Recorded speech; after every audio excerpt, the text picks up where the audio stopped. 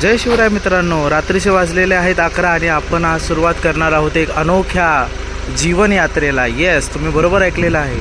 या प्रवासाचं नाव आहे जीवनयात्रा. आपण चाललेलो आहोत एका खूप महत्त्वाच्या अशा सनातनी धर्माच्या सर्वात इम्पॉर्टंट अशा इव्हेंटला. आपण आपली रुद्र रेडी केलेली आहे आणि थोड्याच वेळात आपण बॅकपॅकिंग करून इथून निघणार आहोत.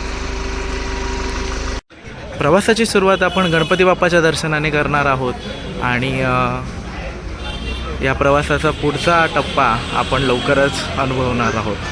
गणपती बाप्पा मोरया.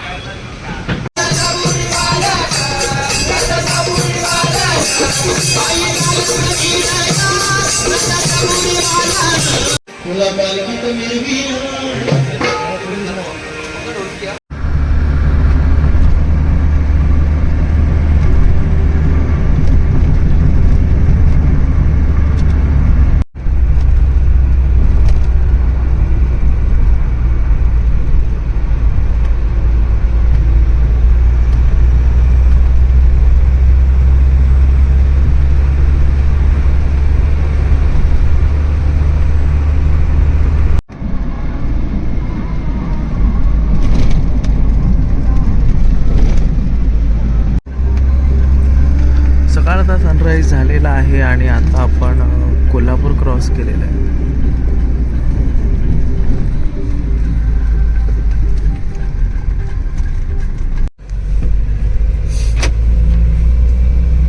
चलो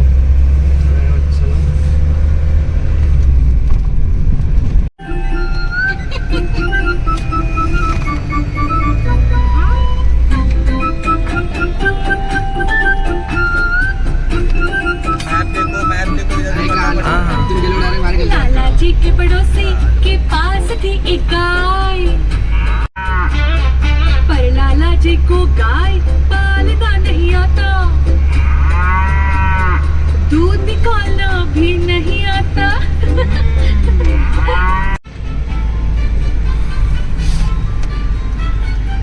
ओहो,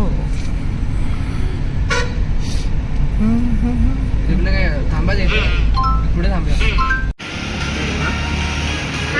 मागल्या सर्व डेस्टिनेशन्समध्ये आपण जे जे स्थळं पाहिली त्यांचं काय नाव आहे आणि ते कोल्हापूरमध्ये का फेमस आहेत हे आपण मला सांगाच. सध्या आपण सकाळचे वाजले आहेत 9 आणि नाश्त्याला बसलेलो आहोत. कुर्मापुरी आपण ऑर्डर केलेली आहे आणि सोबतच कोल्हापुरी मिसळ. तर आपण लवकरच स्मार्ट घेऊयात या डिशेसचा. नाही कशी आहे टेस्ट? खाता पूर्ण.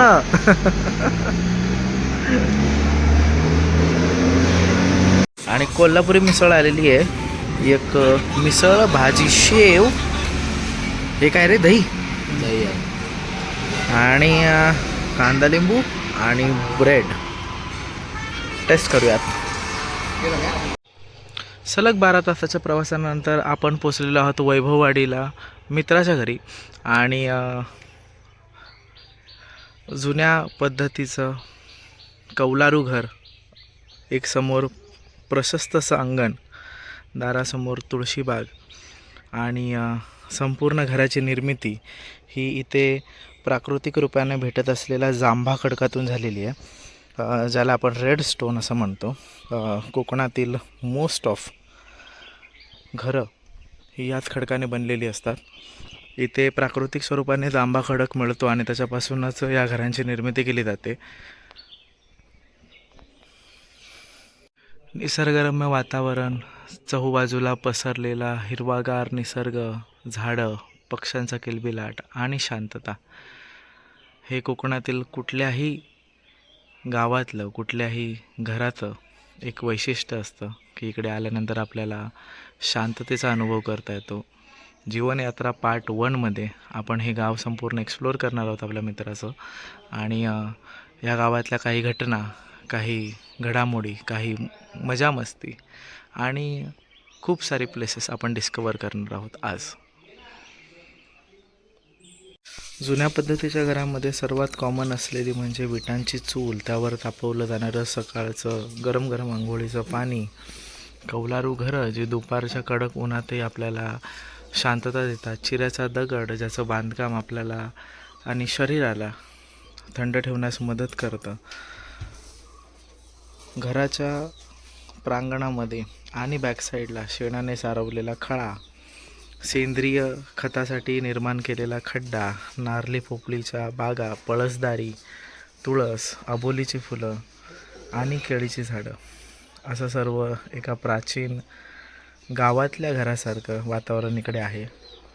रानातली भरपूर सारे पक्षी, कोंबड्या, माकडं देखील इथे पाहायला मिळतात आणि एकंदरीत हे शांत वातावरणातलं कोकणातील घर आहे.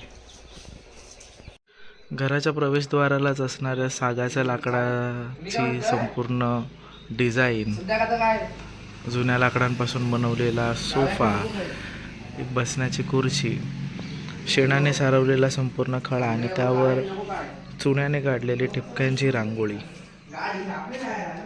हे कोकणातल्या घरांमध्ये परसदारी आणि मेन खळ्यामध्ये बघण्याच्या गोष्टी असतात. आजही परंपरा इथल्या लोकांनी जपून ठेवलेली आहे.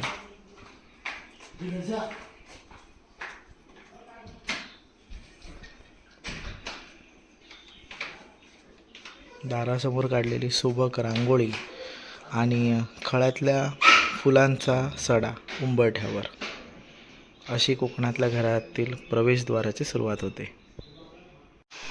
मित्राचं गाव वैभववाडी आणि वैभववाडीमध्ये प्रसिद्ध असलेला 12ही महिने प्रवाहित होणारा एक धबधबा, ज्याचं नाव आहे शेर्पे नापणे धबधबा. शेर्पे गावातील हा नापणे धबधबा, त्याला एक्सप्लोअर करण्यासाठी आता आपण इथे आलेलो आहोत. पाहूयात खरंच हा 12ही महिने तेवढ्याच फोर्सफुली प्रवाहित असतो का. दुपारच्या जेवणानंतर छानपैकी आपण आराम केलेला आणि संध्याकाळच्या 6 वाजता सर्व पाखरांनी आपापल्या पिंजऱ्यात जाण्याकडे लक्ष लावलेलं आहे. सर्व कोंबड्या खोराड्यात जाण्यासाठी रेडी आहेत. मी बसलेलो आहे आवारात आणि इथून आपण आता या गावची नाईट लाईफ एक्सप्लोअर करणार आहोत.